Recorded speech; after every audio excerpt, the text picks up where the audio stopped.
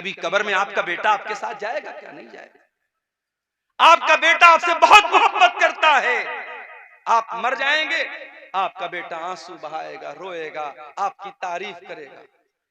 मगर आपका वो बेटा जो आपसे इतनी मोहब्बत करता है, वो बेटा भी आपकी लाश को 24 घंटे से ज्यादा अपने घर में नहीं रखेगा। 24 घंटे के अंदर कफनाएगा, मौलवी साहब को बुलाएगा, जनाजे की नमाज पढ़वाएगा, आपको कफन की 3 चादरों में लपेट देगा और आपको कब्रिस्तान ले जाकर के कब्र के हवाले कर देगा। आपकी औलाद, आपके रिश्तेदार सब आएंगे और आपको मिट्टी दे करके चले जाएंगे, हाथ झाड़ के चले जाएंगे। कोई कब्र में आपका साथ देने नहीं आएगा। मेरे साथियों, वो माल, जिस माल के चक्कर में आपने हलाल और हराम को भुला दिया, सूद का पैसा आपके घर में आया, जुआ का पैसा आपके घर में आया, हराम का पैसा आपके घर में आया, आपकी जैसे ही सांस की डोर थम गई, आपके दिल की धड़कन बंद हो गई, वो सारा पैसा दूसरों का हो गया। भाई इंसान मरा, पैसा किसका हो गया? वारिस का हो गया, बेटे का हो गया, बीवी का हो गया, माँ का हो गया, बाप का हो गया। इंसान कुछ लेके नहीं जा रहा है, कब्र में अकेला जा रहा है। कब्र में न माल आपके काम आया, न बच्चे आपके काम आए, न बीवी आपके काम आई, कोई काम ना आया। फिर मेरे प्यारे साथियों, जब उस कब्र में मुनकर नकीर आएंगे और आपसे 3 सवाल करेंगे, मन रब्बू का, मन नबियों का, मा दीनों का, तेरे रब कौन है, तेरे नबी कौन है, तेरा दीन क्या है। इन 3 सवालों का जवाब, आपका ईमान अगर सही होगा, आपका अमल सही होगा, तभी इन 3 सवालों का जवाब आपकी जबान से निकलेगा, वरना जवाब भी नहीं निकलेगा। इन 3 सवालों का जवाब नहीं निकल पाएगा इंसान के जबान से अगर उसका अकीदा सही नहीं है, उसका ईमान सही नहीं है। इन 3 सवालों का जवाब वो नहीं दे। उसके बाद अल्लाह के नबी फरमाते, कब्र दबोचेगी, कब्र तंग हो जाएगी। हाय हाय, अब्दुल गफ्फार साहब बहुत तकरीरें किया करते थे, बहुत आपने कुरान की आयतें पढ़ पढ़ के सुनाई है, आपकी कब्र में आपका क्या अंजाम होगा। अरे मेरी क्या हैसियत है, यहां नबी के सहाबी का मैं आपको वाकया सुना रहा हूं, नाम नोट कर लो। मेरे नौजवानों, अगर फेसबुक पर कभी फालतू चीजें देखने से टाइम मिल जाए तो कभी यूट्यूब पर जा करके इस सहाबी के बारे में भी सर्च कर लेना। ये सहाबी कौन थे? साद बिन मुआज रजी अल्लाह ताला। इतने बड़े सहाबी थे, इतने अजीम सहाबी थे। जब उनका इंतकाल हुआ, उनके जनाजे को जब उठाया जाने लगा, उनका बदन बहुत हैवी था, उनकी बॉडी बहुत हैवी थी। जब जनाजे को उठाया जाने लगा, जनाजा बड़ा हल्का था। साहबा ने कहा, अल्लाह के नबी, इनका जनाजा तो भारी होना चाहिए, इनका जनाजा इतना हल्का क्यों है? आपने फरमाया, इन्न लहू हमलतन गैरुकुम, ऐ मेरे सहाबा, साद इब्ने मुआज के जनाजे को तुमने अकेले नहीं उठाया है, फरिश्तों ने भी उठाया है। इनके जनाजे में 70,000 फरिश्ते आए थे। 70,000। मैं सही हदीस सुना रहा हूं, अल्हम्दुलिल्लाह। ऐसा नहीं कि मैं सीमांचल में बैठा हूं तो कुछ भी बयान करके चला, सही हदीस आपके सामने पढ़ के सुना। साद इब्ने मुआज की के जनाजे में 70,000 फरिश्ते आए थे। इनका इंतकाल हुआ तो अल्लाह के नबी ने फरमाया, हाज़ल्लज़ी तहर्रक लहुल अर्श, इनके इंतकाल पर अल्लाह ताला का अर्श हिल गया। फुतिहत लहू अब्वाबुस समा, इनके मरने पर आसमान के सारे दरवाजे खोल दिए गए। आसमान वाले खुश हो गए, बहुत नेक इंसान की रूह आ रही है, बहुत नेक इंसान मरने के बाद आ रहा है। और 70,000 लोग इनके जनाजे में शामिल, 70,000 फरिश्ते इनके जनाजे में शामिल हुए थे। इतने बड़े सहाबी हैं हजरत साद बिन मुआज रजी अल्लाह ताला। अब जरा गौर से सुनना जो बात मैं बताने जा रहा हूं। साद इब्ने मुआज का इंतकाल हो गया, जनाजे को कब्र में उतारा जा रहा है। अल्लाह के प्यारे नबी वहीं कब्र पर खड़े। अचानक जब इनको कब्र में उतारा गया, अल्लाह के नबी का चेहरा बदल गया। आपके चेहरे पर खौफ के असरात आ गए, डर और भय आपके चेहरे पर नजर आने लगा। आपने 3 मरतबा कहा सुभान अल्लाह सुभान अल्लाह सुभान अल्लाह। फिर 3 मरतबा आपने कहा अल्लाहु अकबर अल्लाहु अकबर अल्लाहु अकबर। आपको सुन करके सहाबा ने भी बुलंद आवाज से अल्लाहु अकबर कहा, बुलंद आवाज से सुभान अल्लाह कहा। पूरा कब्रिस्तान गूंज उठा नबी और सहाबा की तकबीर के कलमा से। सहाबा ने पूछा अल्लाह क्या बात, अचानक आपका चेहरा बदल गया और आप तस्बीह के कलमात और तकबीर के कलमात पुकारने लगे, क्या बात है? आपने फरमाया तज़ायक़ाला साहिबुकुम हाज़ल क़ब्र, ऐ मेरे सहाबा तुम्हारे इस साथी की कब्र इनके ऊपर तंग हो गई, कब्र ने इनको दबोच लिया, कब्र ने इनको पकड़ लिया और मैंने अल्लाह से दुआ की तब कब्र ने इनको छोड़ा। इन्ना लिल कब्रि ज़क़तन, ऐ मेरे सहाबा कब्र सबको दबोचती है, कब्र सबको पकड़ती है। लौ नजा मिन्हु अहदुन लनजा साद इब्न मुआज़, अगर कब्र के दबोचने से कोई बचता तो साद इब्न मुआज़ बच जाते, मगर वो भी नहीं बचे। इसका मतलब कब्र सबको दबोचेगी, कब्र सबको पकड़ेगी। कब्र का अजाब सबको नहीं होगा, मगर कब्र दबोचने का जो काम करेगी वो सबके साथ। मुझे भी दबोचेगी, आपको भी दबोचेगी। मालो दौलत की दौड़ में अंधाधुंध भागने वालों, दुनिया में जरा सी मुसीबत आ जाए तो उससे बचने के लाखों इंतजाम करते हो। कभी कब्र से, कब्र के अजाब से मेरे प्यारे साथी अपने आप को बचाने का भी इंतजाम करो।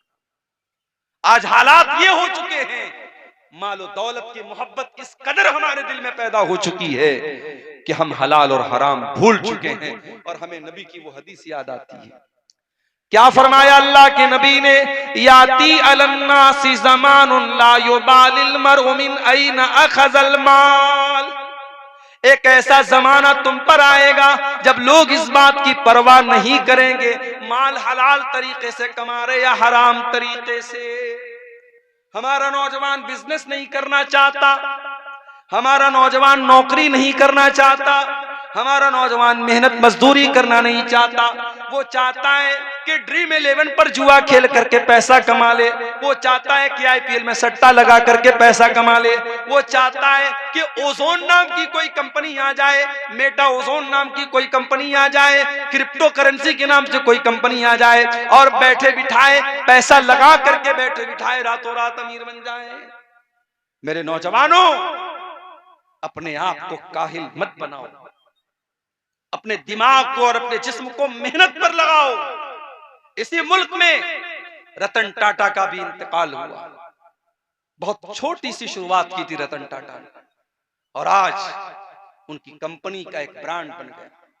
सड़क पर मारुति की गाड़ी भी आती है, होंडा की गाड़ी भी आती है और टाटा की गाड़ी भी आती है। कभी आपने फर्क महसूस किया? टाटा की गाड़ी जब आती है लोग कहते भाई साहब टाटा की कंपनी, टाटा की गाड़ी मजबूती में बेमिसाल होती। मैं साउथ इंडिया में मैंने देखा कि लोग मारुति की गाड़ी नहीं खरीदते, 4 व्हीलर मारुति की बिल्कुल नहीं खरीदते। आंध्रा वगैरह में मैंने देखा। मुझसे लोगों ने कहा मौलाना कभी गाड़ी लेना टाटा की लेना, क्यों? बोले फैमिली के साथ आपको सफर करना है अगर हमेशा टाटा की गाड़ी लेना, क्योंकि टाटा की गाड़ी बहुत मजबूत होती है, बहुत परीक्षण होता है, बहुत जांच होती है, उसके बाद वो मार्केट में आती है। एक छोटी सी कंपनी खोली थी रतन टाटा ने, आज पूरे भारत का एक बड़ा ब्रांड। हम और आप भी ब्रांड बना सकते हैं मेरे साथ। हमारा भी कोई नौजवान अगर मेहनत और हिम्मत से काम ले, कल उसकी कंपनी का भी एक ब्रांड बन सकता है। और इस देश में हमने देखा मुकेश अंबानी, आज जिनके यहाँ शादी होती है तो करोड़ों खर्च करते हैं। उनके बेटे अनंत अंबानी की शादी होती है तो मीडिया में पूरा एक वावेला मच जाता है, साहब इतनी बड़ी शादी हो रही है। मुकेश अंबानी का बाप धीरू भाई अंबानी दुबई में लॉन्ड्री का काम करते हैं। लॉन्ड्री का मतलब समझते हैं?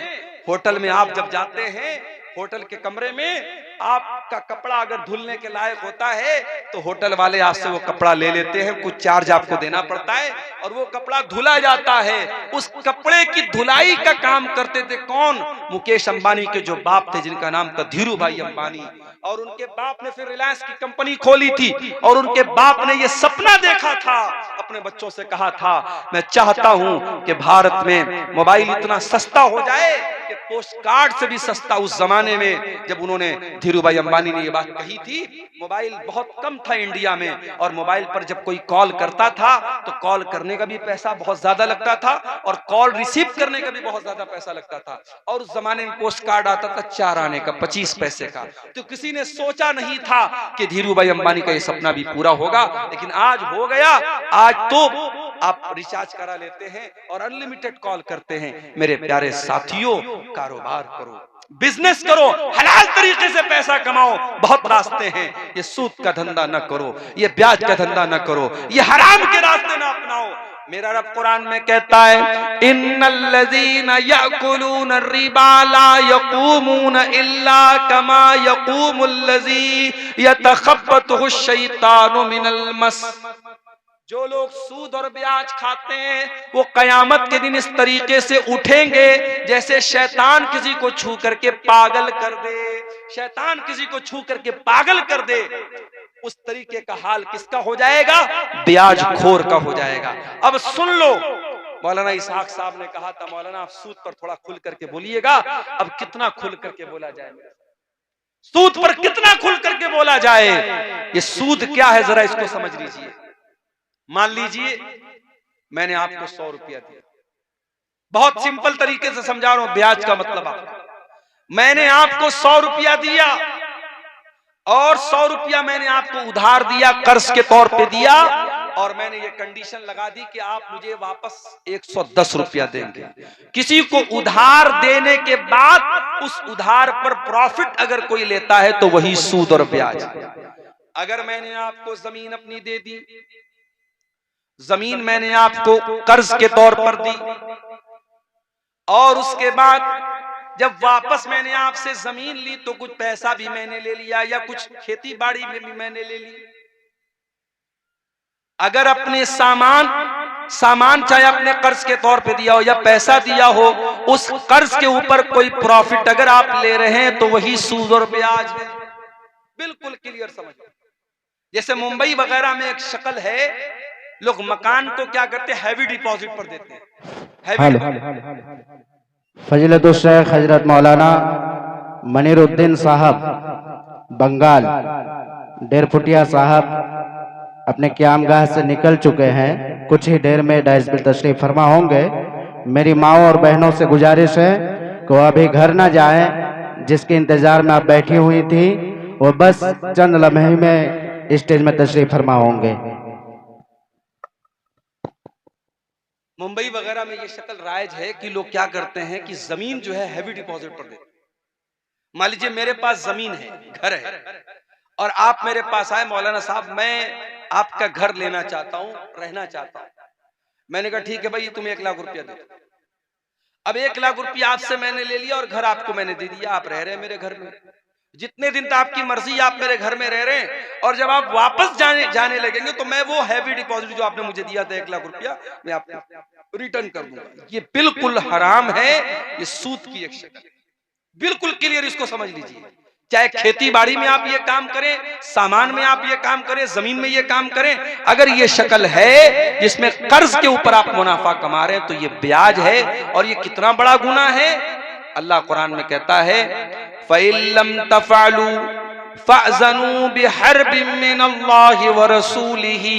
अगर तुमने सूद ब्याज का लेन देन बंद नहीं किया तो अल्लाह और उसके रसूल से जंग करने के लिए तैयार हो जाओ। सूद और ब्याज का लेन देन अगर कोई बंद नहीं करता है तो समझ लो अल्लाह और उसके रसूल से जंग करता है। और हाकिम की सही रिवायत में अल्लाह के नबी ने फरमाया, इन्ना लिर्रिबा सबउन व सित्तून बाबन। सूद के 70 से ज्यादा दरवाजे हैं। आई सरुहा अयन की हर रजुल उम्महू, जिसमें सबसे हल्का दर्जा यह है कि इंसान अपनी सगी माँ से शादी कर ले, अपनी सगी माँ से निकाह कर ले, अपनी सगी माँ से ज़िना कर ले। अपनी सगी माँ से ज़िना करना ये सबसे हल्का दर्जा है सूद और ब्याज का। मेरे प्यारे साथियों, आज धड़ल्ले से मुसलमान सूद खा रहा है। इस सूद की लानत से मेरे प्यारे साथियों अपने घर को बचा लो। और याद रखो अल्लाह कुरान में क्या कहता है, यमहकुल्लाहु रिबा व युर्बि सदकात। अल्लाह सूद को मिटाता है, अल्लाह सदका खैरात में इजाफा करता है। आपने सूद के जरिए ऐसा लगता है कि आप पैसा कमा रहे हैं, माफ कीजिए, आप पैसा कमा नहीं रहे बल्कि आप पैसा डुबा रहे हैं। आप अपने पैसे की बरकत को मिटा रहे हैं, आप अपने घर का सुकून मिटा रहे हैं, आप अपनी दुआओं का असर मिटा रहे हैं। जिस घर में हराम कमाई आएगी उस घर की दुआ भी कबूल नहीं होगी। हजरत साद बिन अबी वक्कास रज़ी अल्लाह तआला अन्हु मुस्तजाबुद्दावात थे, जब भी दुआ करते थे उनकी दुआ कबूल होती थी। किसी ने पूछा, ऐ साद बिन अबी वक्कास, क्या राज है आपके इस दुआ के कबूल होने का? उन्होंने कहा, मा रफ़अतु लुक़मतन, मैंने जब भी खाने के लिए कोई लुक़मा उठाया है मुझे मालूम होता है वो लुक़मा कहां से आया है, हलाल तरीके से आया है या हराम तरीके से आया है। मुझे अपनी कमाई का हिसाब मालूम होता है, मुझे अपने लुक़मे का हिसाब मालूम होता है। ये वजह थी हजरत साद की दुआओं के कबूल होने की। मेरे प्यारे साथियों, आज हमारी दुआएं क्यों हमारे मुंह पर मारी जा रही हैं? क्यों आज हमारी मस्जिदें, हमारे मदरसे, हमारे जानो माल पर आज आफतें ही आफतें हैं और हम इतनी दुआएं कर रहे और हमारी दुआएं कबूल नहीं हो रही हैं? कहीं ऐसा तो नहीं कि हमारी कमाइयों के हराम होने की वजह से ऐसा हो रहा है? वो हदीस भी अपने सामने रखिए, सही मुस्लिम की वो हदीस जिसमें अल्लाह के नबी ने फरमाया, अल्लाह ताला पाक है और पाक ही चीज को कबूल करता है। अल्लाह ने अपने रसूलों को भी इसी बात का हुक्म दिया, या अय्युहर रसूल कुलू मिनत तय्यिबाति वअमलू सालिहा, ऐ मेरे रसूलों पाक और हलाल चीजें खाया करो। और अल्लाह ने ईमान वालों को भी यही हुक्म दिया, या अय्युहल्लज़ीना आमनू कुलू मिन तय्यिबाति मा रज़क़नाकुम कुलू मिन तय्यिबात कुलू मिम्मा फिल अर्ज़ि हलालन तय्यिबा, ऐ ईमान वालों जो जमीन में हलाल चीजें हैं वो तुम खाओ। ईमान वालों को भी हलाल खाने का हुक्म दिया और रसूलों को भी हलाल खाने का हुक्म दिया। उसके बाद अल्लाह के प्यारे नबी फरमाते हैं, एक इंसान बड़ा लंबा सफर करके आता है, उसके बाल परा गंदा हो जाते हैं, उसके कपड़े मैले कुचैले हो जाते हैं और वो हाथ उठा उठा के दुआ करता है, या रब्बी, ऐ मेरे रब, ऐ मेरे रब कह के दुआ करता है। वो मत अमू हराम, लेकिन उसका खाना हराम कमाई का, उसका पानी हराम कमाई का, उसका लिबास हराम कमाई का। फअन्ना युस्तजाबु लिज़ालिक, ऐसे इंसान की दुआ कहां से? कुरान के 30वें पारे में एक सूरत है, सूरतुल आदियात, हमें से बहुत सारे लोगों को याद भी होगी।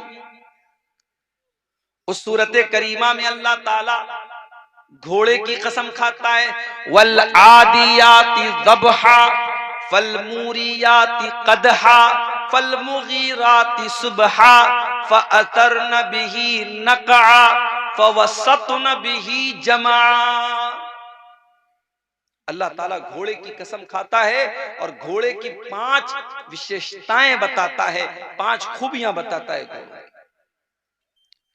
वलादियाति ज़बहा, कसम है उन घोड़ों की जो दौड़ते दौड़ते हाँफने लगते हैं।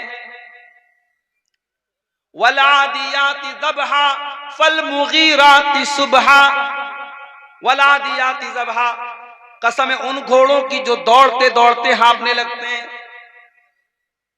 फलमूरियाति क़दहा, और जब वो दौड़ते हैं तो उनके टापों से चिंगारियां निकलने लगती हैं। फलमुगीराति सुबहा, फिर वो सुबह सुबह दुश्मन की फौज के ऊपर हमला करते हैं। फ़अतरन बिही नक़ा, और जब वो दुश्मन के ऊपर हमला करते हैं तो उनके दौड़ने की वजह से धूल उड़ती है, गर्दो गुबार उड़ता है। फ़वसतन बिही जमा, और वो दुश्मन की सफ में बीचों बीच जाकर के हमला करते हैं। अल्लाह ताला घोड़े की कसम खा रहा है। और आप जानते कि घोड़ा जो है बड़ा वफादार जानवर होता है। घोड़े के बारे में मशहूर है कि घोड़ा मर जाएगा मगर अपने मालिक को अपनी पीठ से उतारेगा नहीं, बेवफाई नहीं करता है, आखिर दम तक मर जाएगा, जान दे देगा, अपने मालिक को अपनी पीठ से गिराएगा। अल्लाह तबारक व तआला घोड़े की कसम खा करके कहता है, इन्नल इंसान लिरब्बिही लकनूद। क्या भाई, माइक वाले क्या चाह रहे हो भाई? इन्नल इंसान लिरब्बिही लकनूद, बेशक इंसान अपने रब का बहुत बड़ा नाशुक्रा है। घोड़ा अपने मालिक का थोड़ा सा चारा खाता है तो वफादारी करता है, कभी गद्दारी नहीं करता है। इंसान 24 घंटा अपने रब की दी हुई ऑक्सीजन में सांस लेता है, अपने रब की धरती पर सोता है, अपने रब के आसमान के नीचे जिंदगी गुजारता है, अपने रब का दिया हुआ अनाज खाता है, अपने रब का उतारा हुआ पानी पीता है, और फिर भी अपने रब की नाशुक्री करता है। इन्नल इंसान लिरब्बिही लकनूद, इंसान अपने रब का बहुत बड़ा नाशुक्रा है। व इन्नहु लिहुब्बिल खैरि लशदीद, और ये इंसान माल से बहुत ज्यादा मोहब्बत करता है, माल से प्रेम करता है, माल की बहुत ज्यादा इसके दिल में मोहब्बत है, कुरान कह रहा है। और जब इंसान कह दिया अल्लाह ने, तो इसमें आलिम भी आ गया, जाहिल भी आ गया, बुरा भी आ गया, नेक भी आ गया, सब आ गए। हर इंसान के दिल में माल से मोहब्बत। और आगे बढ़िए, कुरान का तीसरा पारा उठाइए, सूरह आल इमरान की आयत नंबर 14 में अल्लाह फरमाता है, ज़ुय्यिना लिन्नासि हुब्बुश शहवाति मिनन निसाइ वल बनीन वल क़नातीरिल मुक़न्तरति मिनज़ ज़हबि वल फ़िद्दा वल ख़ैलिल मुसव्वमति वल अनआमि वल हर्स। अल्लाह कह रहा है इंसान के दिल में 6 चीजों की मोहब्बत हमने डाल दी। 6 चीजों से इंसान हर हाल में मोहब्बत करता ही करता है। कौन सी 6 चीजें हैं? मिनन निसा, मर्दों के दिल में औरत की मोहब्बत डाल दी गई, औरत की जरूरत है उनको। इंसान अगर है, मर्द है, वो मर्द के अंदर अगर मर्दानगी बाकी है तो उसे औरत की जरूरत है। अगर किसी को औरत की जरूरत नहीं है तो फिर वो मर्द नहीं है। इसीलिए हमारी शरीयत में निकाह रखा गया। हमारी शरीयत में ऐसा कोई सिस्टम नहीं है कि आप लड़की है तो शादी मत कीजिए, लड़का है तो शादी मत कीजिए, आप जिंदगी भर कुंवारे रहिए। नहीं, ये इस्लाम का सिस्टम नहीं। अभी आजकल चल रहा है हमारे उत्तर प्रदेश में, हमारे गैर मुस्लिम भाइयों का एक बहुत बड़ा उनका त्योहार कह लीजिए या उनका इज्तिमा कह लीजिए, पूरे मुल्क भर से वहां लोग आ रहे हैं, मीडिया वाले दिखा रहे हैं साफ, उसमें कोई औरत आती है, वो जो है उसने दुनिया को त्याग दिया है, वो शादी नहीं करेगी। उसमें कोई बाबा जी आए, बाबा जी का हाथ ऐसे उठा हुआ है, मीडिया पर दिखा रहा था कि 12 साल से बाबा जी का हाथ ऐसे उठा हुआ है। मीडिया वाले बड़े खुशी से, बड़े फख्र से बयान कर रहे हैं बाबा जी का हाथ 12 साल से ऐसे उठा हुआ है। जब हम इस तरीके के वीडियो देखते हैं, जब इस तरीके की खबरें देखते हैं, अल्लाह की कसम हमारा दिल तो शुक्र से बाग बाग हो जाता है। हमारे दिल में शुक्र का जज्बा पैदा होता है कि अल्लाह तेरा शुक्र है कि तूने हमें मुसलमान बनाया है, इस्लाम जैसी नेमत से तूने हमें नवाजा है। अल्लाह हमारे दीन के अंदर, हमारे मजहब के अंदर कोई ऐसी इबादत नहीं है जिस इबादत में इंसान के ऊपर अत्याचार किया गया हो, जिस इबादत में इंसान के ऊपर जुल्म किया। अल्लाह के नबी के एक सहाबी है, नाम नोट कर लो, उस्मान बिन मज़ऊन रज़ी अल्लाह ताला अन्हु। उनके दिल में एक मर्तबा ख्याल आया, शादी करूंगा, बीवी आएगी, बीवी को टाइम देना पड़ेगा, बच्चे पैदा होंगे, बच्चों को टाइम देना पड़ेगा, जितनी नमाज पढ़नी चाहिए उतनी नमाज नहीं पढ़ पाऊंगा, जितनी इबादत करनी चाहिए उतनी इबादत मैं नहीं कर पाऊंगा। उन्होंने इरादा कर लिया मैं कभी शादी ही नहीं करूंगा। फिर दिल में ख्याल आया कि मैं तो मर्द हूं और जब तक मेरे अंदर मर्दानगी बाकी है तब तक औरत की ख्वाहिश मेरे अंदर बाकी रहेगी। हजरत उस्मान बिन मज़ऊन रज़ी अल्लाह ताला अन्हु ने अपने आप को, अपनी मर्दानगी को खत्म करने का फैसला कर दिया। मैं इशारे में आपको समझा रहा हूं, समझदार होंगे आप समझ जाएंगे। मर्द के जिस्म के अंदर जो मर्दानगी की अलामत होती है, हजरत उस्मान बिन मज़ऊन और ये बात भी नोट कर लीजिए, ये वो वाले उस्मान गनी नहीं है जो अल्लाह के नबी के दामाद थे, ये दूसरे सहाबी हैं।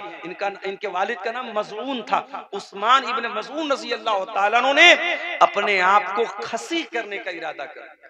जैसे बकरा होता है ना, बकरे को खसी कर दिया जाए तो फिर वो इस लायक नहीं होता कि फिर वो जो है वो किसी दूसरी बकरी के साथ वो जा सके और फिर विलादत हो सके। तो जिस तरीके से बकरे और जानवरों के अंदर खसी होता है, उस जमाने में चूंकि मेडिकल साइंस की तरक्की का दौर नहीं था, तो बाज लोग क्या करते थे, अपने आप को खसी कर लेते थे ताकि शादी की ख्वाहिश उनके अंदर बाकी न बचे, मर्दानगी ही उनकी खत्म हो जाए। उस्मान इब्न मज़ऊन रज़ी अल्लाह तआला अन्हु ने अपने आप को खसी करने का इरादा।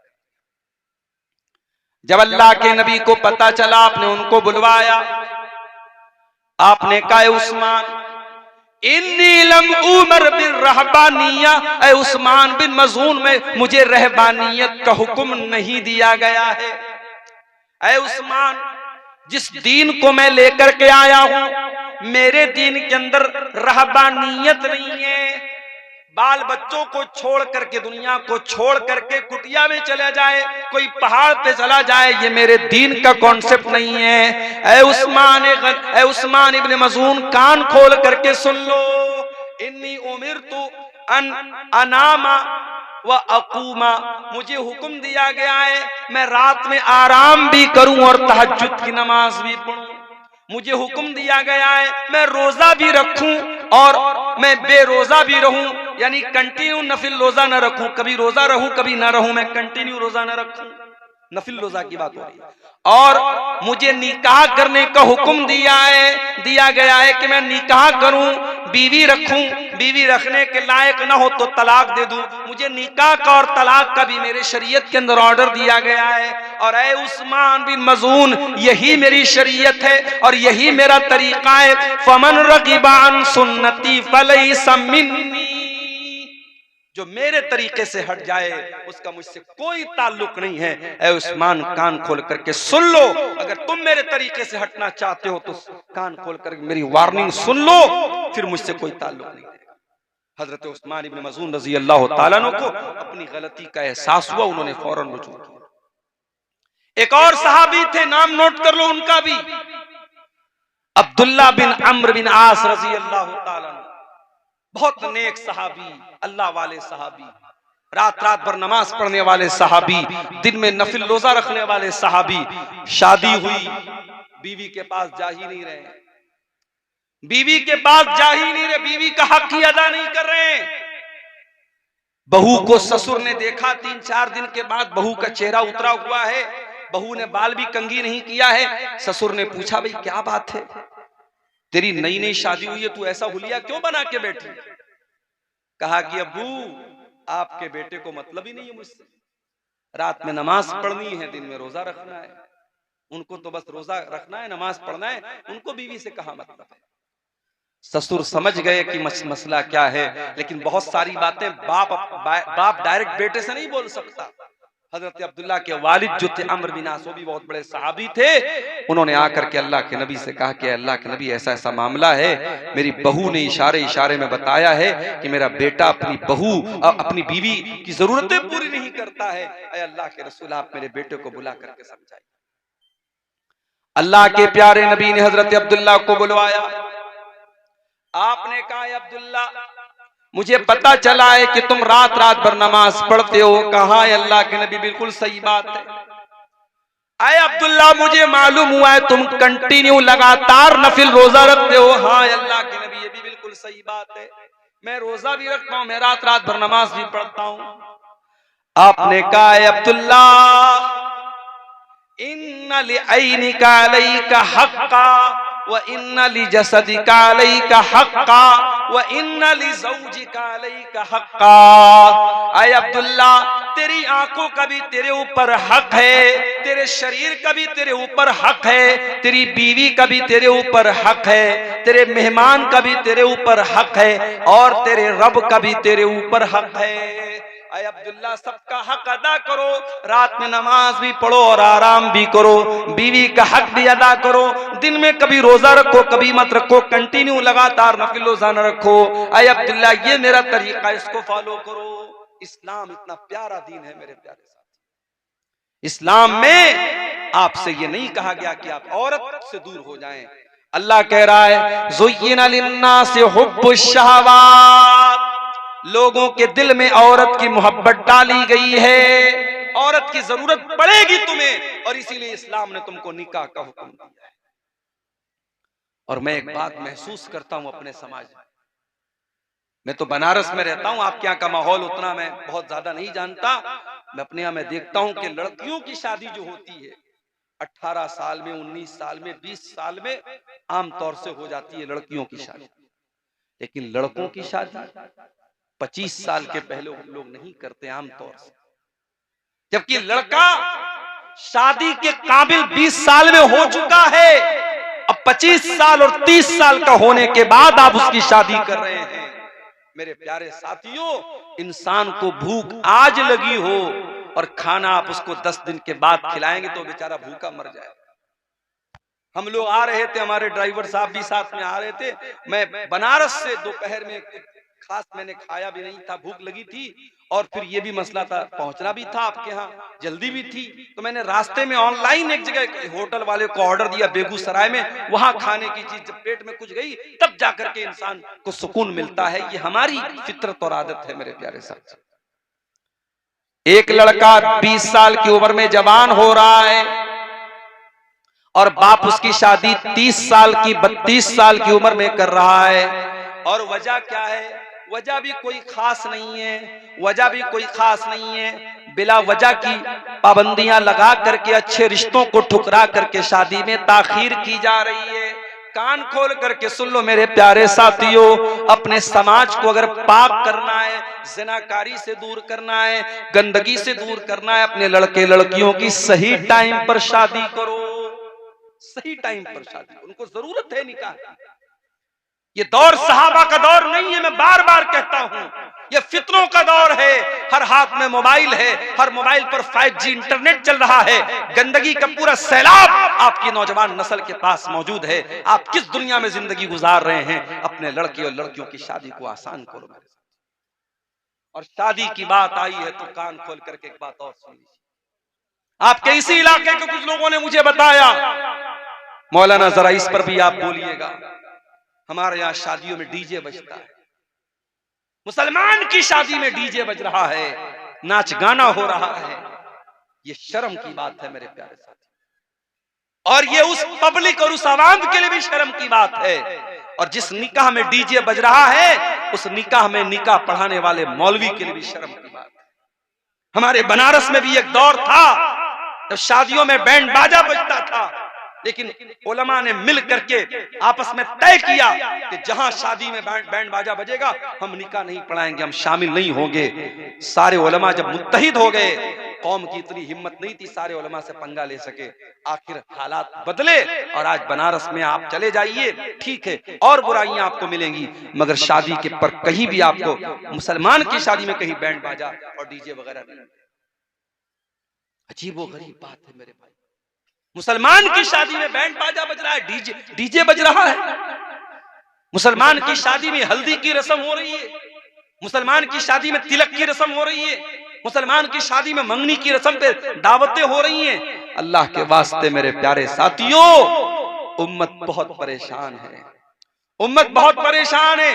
उम्मत के कितने बच्चे भूख से मर रहे हैं, उम्मत की कितनी बेटियां गुर्बत की वजह से उनकी शादियां नहीं हो रही हैं, उम्मत के कितने टैलेंटेड बच्चे पैसा न होने की वजह से अपनी तालीम छोड़ रहे हैं।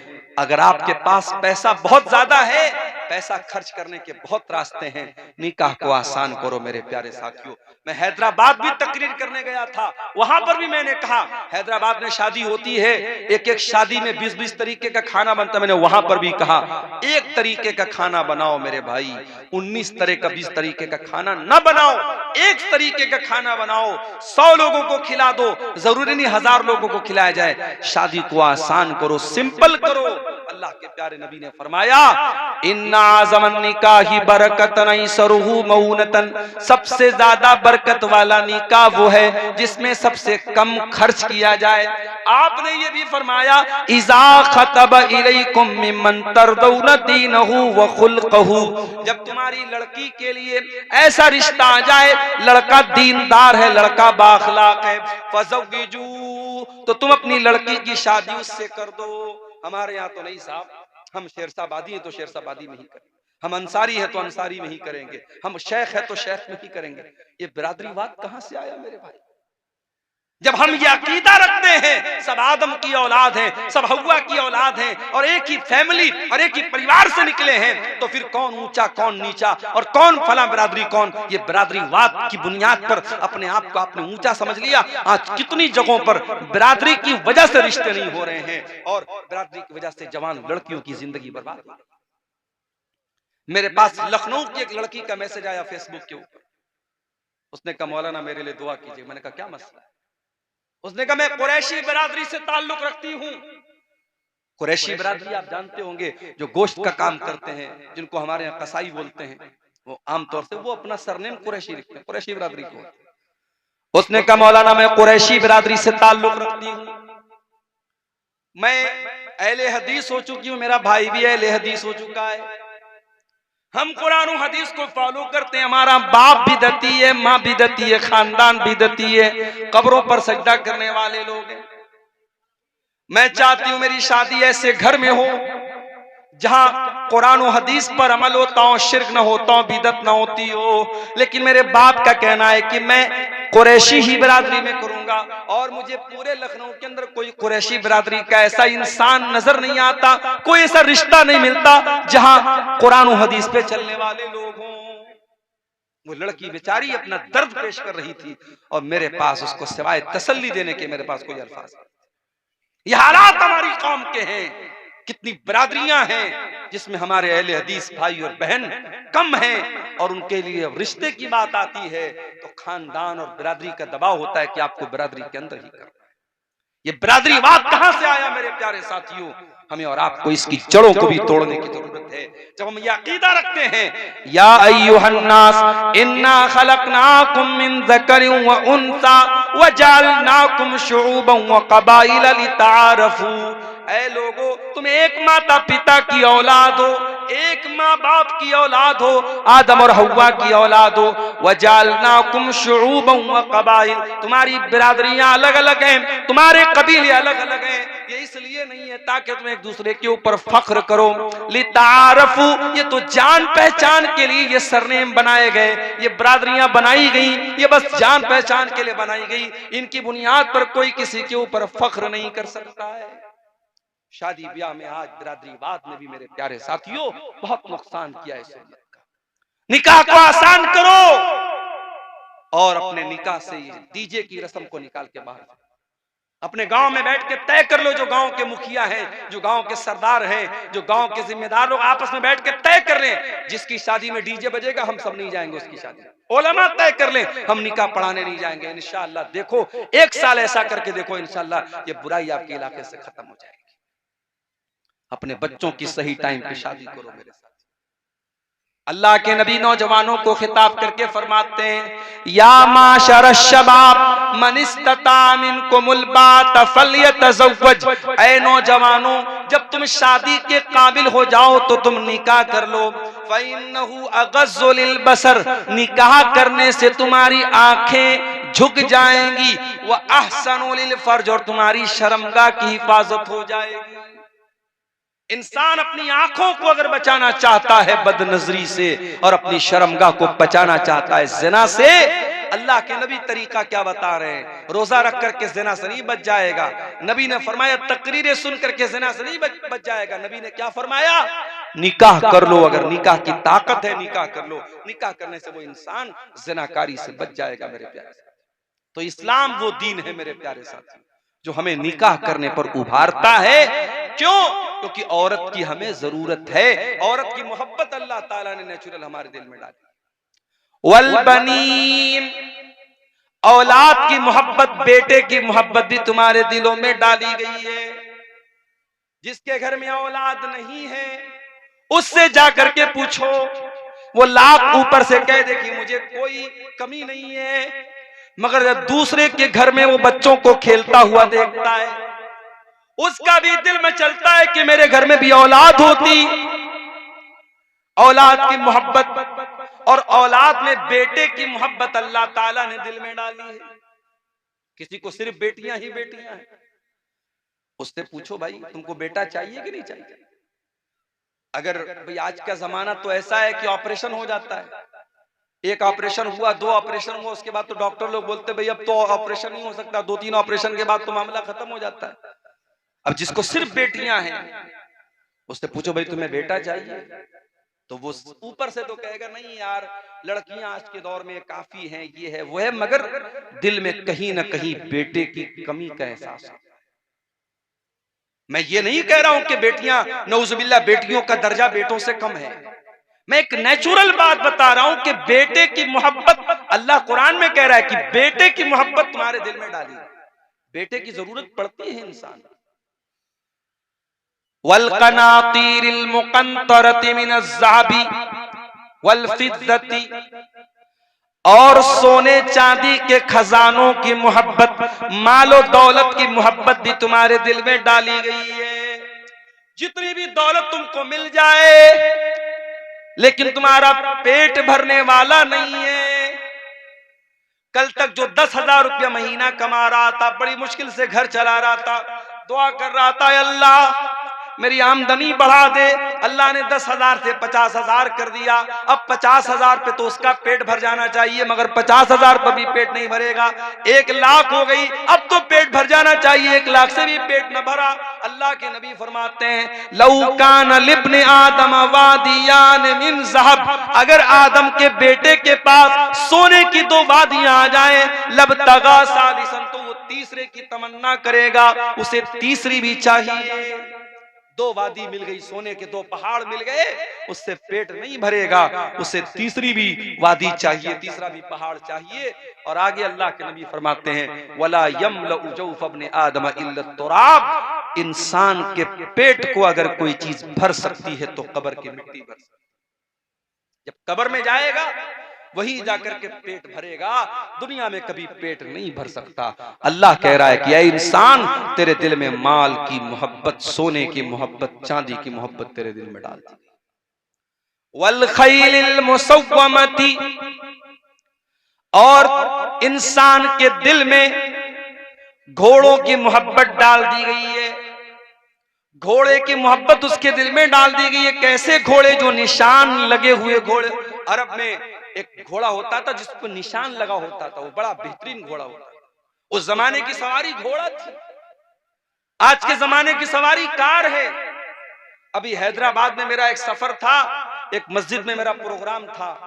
अब एक नौजवान का फोन आया, मौलाना मैंने नई गाड़ी खरीदी है, मैं आपको अपनी गाड़ी से मस्जिद तक लेके आना चाहता। अब मेरे जो मेजबान थे जो मुझे लेके गए थे, उन्होंने कहा मौलाना आपको मेरी गाड़ी से चलना पड़ेगा। मैंने कहा भैया किसी की भी गाड़ी से जाना तो है, चलो वो नौजवान बेचारा, नौजवान लड़का, उसने नई गाड़ी ली, चलो उसका दिल रख लेते हैं, उसका हौसला न टूटे। अब वो जो है साहब मर्सिडीज गाड़ी उसने ली। मर्सिडीज गाड़ी, पता नहीं, लोग बताते हैं कि 1-1.5 करोड़ की गाड़ी आती है। वो गाड़ी वो लड़का लेके आया, उसने कहा मौलाना आप बैठिए मेरी गाड़ी पर, मुझे बड़ी खुशी हुई। 1-1.5 करोड़ की लोग गाड़ियां लेते हैं मेरे भाई। गाड़ी और सवारी आज के जमाने में शान और शौकत और स्टेटस सिंबल बन चुकी है।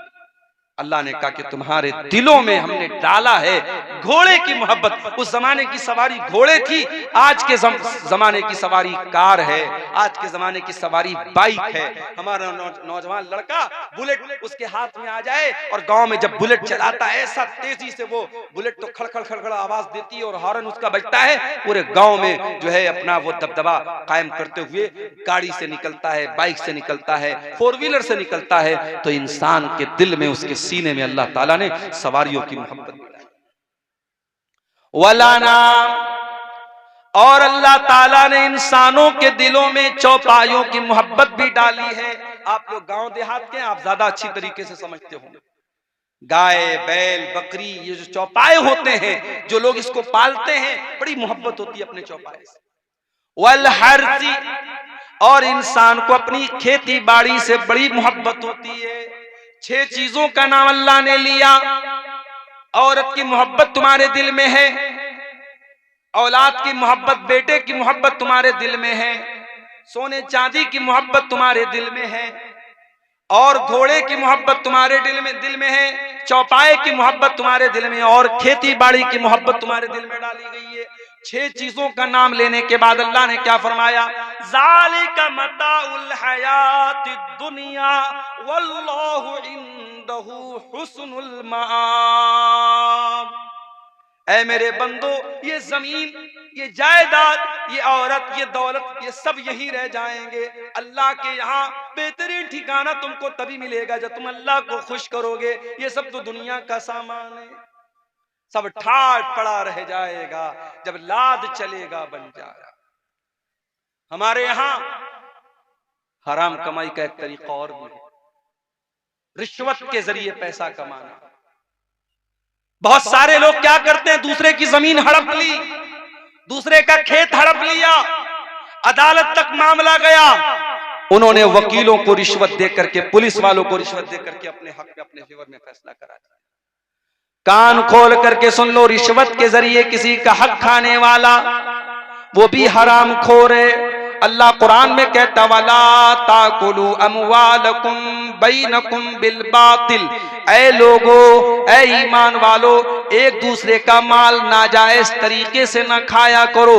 व तुदलू बिहा इलल हुक्काम, और अपने मामले को हाकिम के पास न लेके जाया करो। लिताकुलू फरीक़म मिन अमवालिन नास बिल इस्मि व अंतुम तालमून। जानबूझ करके दूसरों का माल नाजायज तरीके से खाने के लिए हाकिम के पास, अदालत के पास, जज के पास, वकील के पास अपने मामले को न लेके जाया करो। अल्लाह के नबी के पास भी लोग मसला लेकर के आते थे। आपने फरमाया, इन्नमा अना बशर, मैं इंसान हूं। हो सकता है 2 लोग मेरे पास अपना मामला लेकर के आए और एक आदमी बहुत चिकनी चुपड़ी बात करने वाला हो, उसकी बात में बड़ी मिठास हो, और मैं उसके हक में, उसके फेवर में फैसला कर दूं। 2 लोग मेरे पास कोई चीज लेकर के आए हैं, 2 लोग मेरे पास कोई चीज लेकर के आए हैं, और एक इंसान की बात में बड़ी चिकनी चुपड़ी बात है, बड़ा लहन है और बहुत अच्छे तरीके से वो बात करता है। हो सकता है मैं उसके हक में फैसला कर दूं। अगर मैं ऐसा करता हूं, क्या ऐलान करना है कोई बच्ची का? ये स्टेज पर कोई बच्ची देखिए सामने है, रो रही है, और पीले रंग का फ्रॉक पहने हुए। जिन भाई की बच्ची हो, उसकी जो भी माँ है या बाप इस जलसे में आए हो, ले जाएं। बच्ची बहुत परेशान है, 2 घंटे से रो रही है। स्टेज पर मौजूद है, माँ और बाप जो भी होंगे, यहां आके ले जाएं उसको। तो अल्लाह के नबी क्या फरमा रहे मेरे प्यारे साथ, कि चिकनी चुपड़ी बात करने वाले की बात सुन करके अगर मैंने उसके फेवर में फैसला कर दिया, और वो उसकी जमीन नहीं थी, उसका माल नहीं था, गलत फैसला मैंने अगर कर दिया, मैं इंसान हूं, मुझसे गलती हो सकती है। अगर मैंने ऐसा फैसला कर दिया है तो वो ये न समझे कि मैं उसको जमीन दे रहा हूं। इन्नमा अक़तउ लहू क़ितातम मिनन नार, मैं उसको जमीन का टुकड़ा नहीं दे रहा हूं, मैं उसको जहन्नम की आग का टुकड़ा दे रहा हूं। ओ लोगो, दूसरे की जमीन, दूसरे का खेत, दूसरे का माल नाजायज तरीके से अगर हड़प रहे हो, दुनिया में उस हक को दे दो, दुनिया में उसका हक दे दो, वरना जहन्नम का टुकड़ा लेना पड़ेगा क़यामत के दिन। अल्लाह के नबी कह रहे हैं, उसको जहन्नम का टुकड़ा देगा। इतना खतरनाक मामला है मेरे प्यारे साथी। इसलिए हराम कमाई की जितनी शक्लें हैं, ये जुआ की भी बहुत सारी शक्लें चल रही हैं। और अभी तो मुझे बाज लोगों ने बताया कि कब्रिस्तान तक में लोग बैठ करके जुआ खेलते हैं। कब्रिस्तान जो इबरत की जगह है, मुर्दों के दफनाने की जगह है, वहां पर भी बैठ करके लोग जुआ खेलते हैं। दिल इतना कठोर हो चुका है, जुआ खेलने के नए नए तरीके अपनाए जा रहे हैं, शराब पीने के नए नए तरीके अपनाए जा रहे हैं, नशा करने के नए नए तरीके अपनाए जा रहे हैं। याद रखो मेरे प्यारे साथी, नीतीश कुमार जी शराब पर पाबंदी लगाएं या न लगाएं, बिहार की गवर्नमेंट शराब पर पाबंदी लगाए या न लगाए, आपके इलाके की पुलिस शराब पर बैन लगाए या न लगाए, मोहम्मद रसूलुल्लाह 1400 साल पहले शराब पर बैन लगा चुके हैं। मेरा रब कुरान में लगा चुका है और अल्लाह कुरान में आयत नाजिल कर चुका है, या अय्युहल्लज़ीना आमनू इन्नमल खम्रु वल मैसिरु वल अंसाबु वल अज़लामु रिजसुम मिन अमलिश शैतान। ऐ ईमान वालो, शराब और जुआ गंदी चीज है, शैतान का काम है, इनसे बचो तभी तुम कामयाब हो सकते हो। इन्नमा युरीदु शैतानु अन युक़िया बैनकुमुल अदावत वल बग़ज़ा फिल खम्रि वल मैसिर। जहां शराब आएगी, जहां जुआ आएगा, वहां लड़ाई होगी, वहां झगड़े होंगे। कितने मर्डर हो जाते हैं आज, कितने कत्ल हो जाते हैं इस शराब की वजह से और इस जुए की वजह से।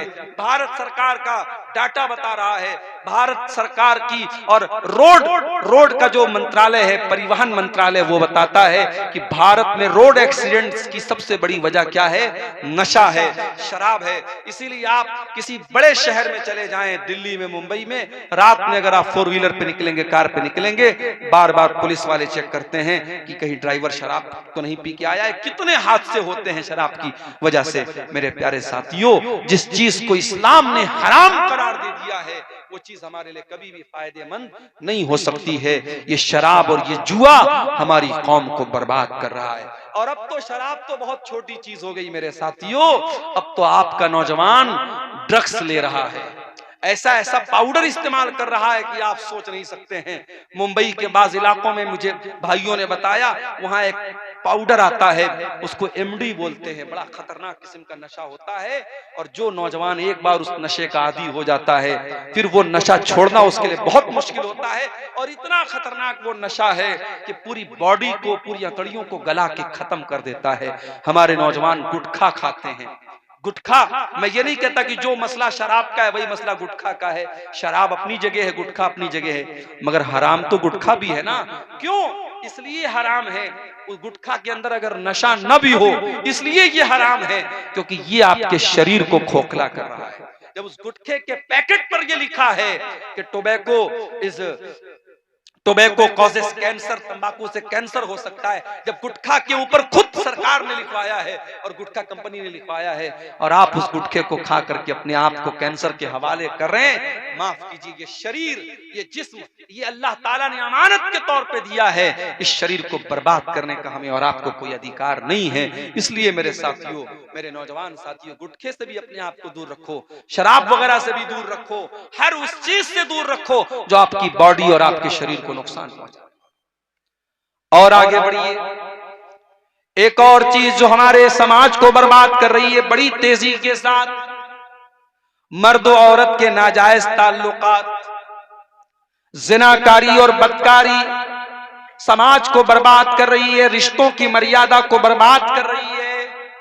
हालात ये हो चुके हैं कि महरम रिश्ते, जिन रिश्तों से पर्दा नहीं करना है औरत को, यानी ससुर का रिश्ता, यानी भाई का रिश्ता, यानी बाप और बेटी का रिश्ता, भी आज बहुत सारे ऐसे हादसे हो रहे हैं कि इन रिश्तों में भी आज रिश्ते तार तार हो रहे हैं। इस कदर लोगों के दिमागों में गंदगियां भर दी गई हैं कि आज महरम रिश्तों के साथ भी ज्यादती हो रही है, 5-5 साल की बच्चियों के साथ ज्यादती हो रही है। ओ लोगों, याद रखो, सरकार कानून तो बना लेगी, मगर कानून को जमीन पर लागू कौन करेगा? दिल्ली में चलती बस में जब एक लड़की के साथ रेप हुआ, पूरे भारत में बड़ा बवाल हुआ, मीडिया में बड़ा बवाल हुआ। निर्भया कांड आपको याद होगा। निर्भया कांड के बाद बहुत कानून सख्त किया गया, लेकिन आज भी जिना के वाकयात भारत की धरती पर हो रहे हैं। कलकत्ता की सरजमीन पर एक लेडी डॉक्टर के साथ बड़ी बेरहमी से न सिर्फ रेप किया गया, उसके जिस्म पर कितने हमले किए गए, उसके जिस्म पर कितने चाकू से हमले किए गए, और रेपी जब पकड़ा गया उसके चेहरे पर जर्रा बराबर भी अफसोस और नदामत नहीं था। ओ लोगों, याद रखो, तुम कानून तो बना लोगे, तुम पुलिस का सिस्टम तो मजबूत कर लोगे, मगर दिल में अल्लाह का डर जब तक पैदा नहीं होगा, ये क्राइम नहीं रुकेगा, ये अपराध नहीं रुकेगा। जब तक तक ये एहसास पैदा नहीं होगा मालिक यौमिद्दीन। हमें उस अल्लाह को जवाब देना है जो हिसाब के दिन का मालिक है, जो बदले के दिन का मालिक है, और कयामत के दिन अपने हर करतूत का बदला हम सबको देना पड़ेगा। जब तक हमारे दिल में ये एहसास पैदा नहीं होगा तब तक ये अपराध रुकने वाले नहीं है, क्राइम रुकने वाले नहीं है।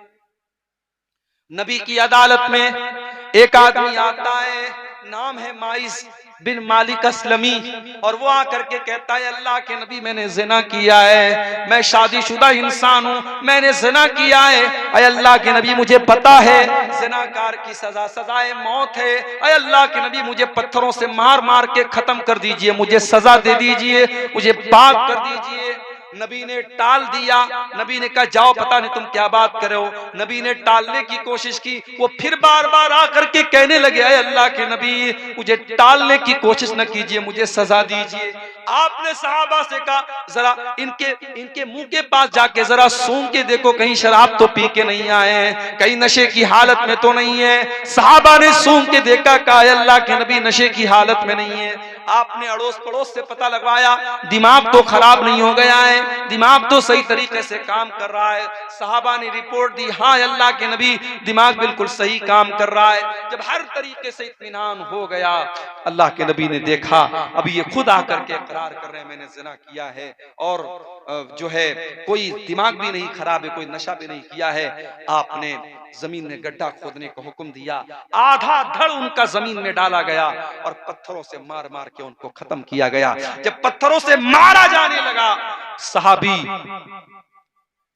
को जब मारा जाने लगा, सजाए मौत जब दी जाने लगी, तो गालिबन हजरत उमर फारूक रजी अल्लाह ताला अन्हु उन्होंने एतराज किया था। जब उनके इंतकाल के बाद अल्लाह के नबी ने उनकी जनाजे की नमाज पढ़ाने का इरादा किया आपने, तो हजरत उमर ने कहा कि एक जानी इंसान की आप जनाजे की नमाज पढ़ाएंगे? तो अल्लाह के नबी ने फरमाया कि ए उमर इब्ने खत्ताब, इन्होंने इतनी सच्ची तौबा की है, अगर मदीना के 70 गुनहगारों में इस तौबा को तकसीम कर दिया जाए तो 70 गुनहगारों के लिए तौबा काफी हो जाएगी।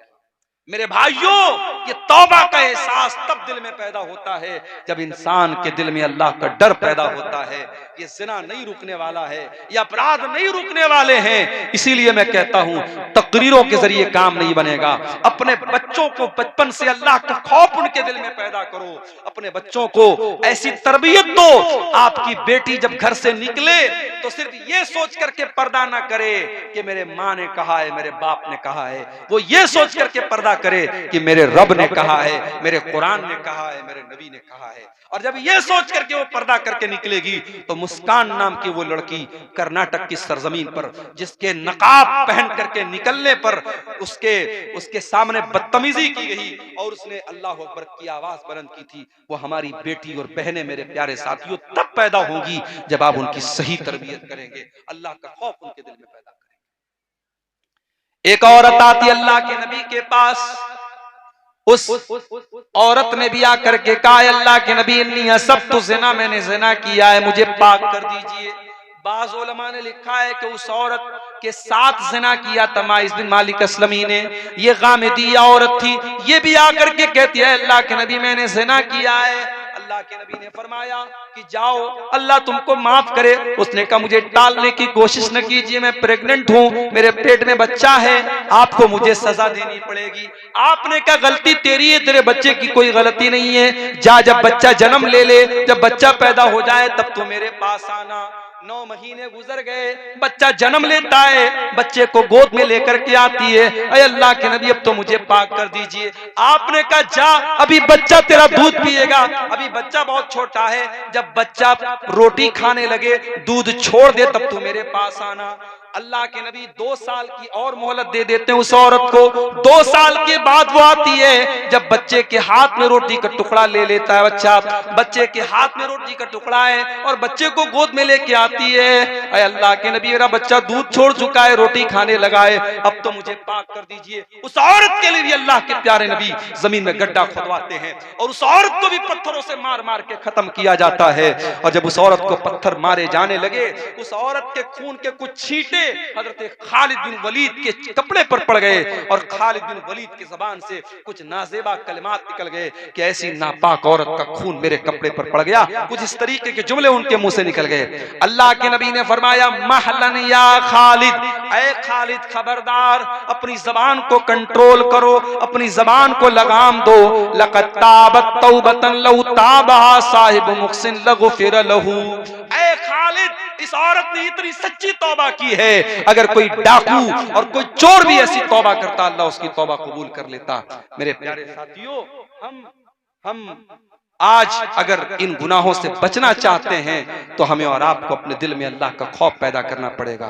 और मेरे अजीजों, आखिर में यही गुजारिश करना चाहता हूं कि अपनी नौजवान नस्ल को ये मदरसा मिफ्ताहुल उलूम जैसे मदरसे या आपके बच्चों को और आपकी बच्चियों को जो दीनी तालीम दे रहे हैं, इनको कुरान और हदीस सिखा रहे हैं, ये हमारी बुनियादें हैं। मेरे भाइयों, इन बुनियादों को सींचना, इनको कायम रखना हमारी और आपकी जिम्मेदारी है। इनको जरूर कायम रखिए और अपने बच्चों को अल्लाह का खौफ उनके दिल में पैदा कीजिए। हम अल्लाह से दुआ करते हैं, रब्बुल आलमीन हमें हर किस्म की बुराई से, हर किस्म की हराम कमाई से, हर किस्म की बुरी आदत और लत से अल्लाह ताला हम सब की हिफाजत फरमाए। अल्लाह ताला जब तक दुनिया में जिंदा रखे, इस्लाम पर जिंदा रखे और हम सब का खात्मा ईमान पर हो। आमीन व आखिर दावाना अनिल हम्दुलिल्लाहि रब्बिल आलमीन। वस्सलामु अलैकुम व रहमतुल्लाहि व बरकातहू।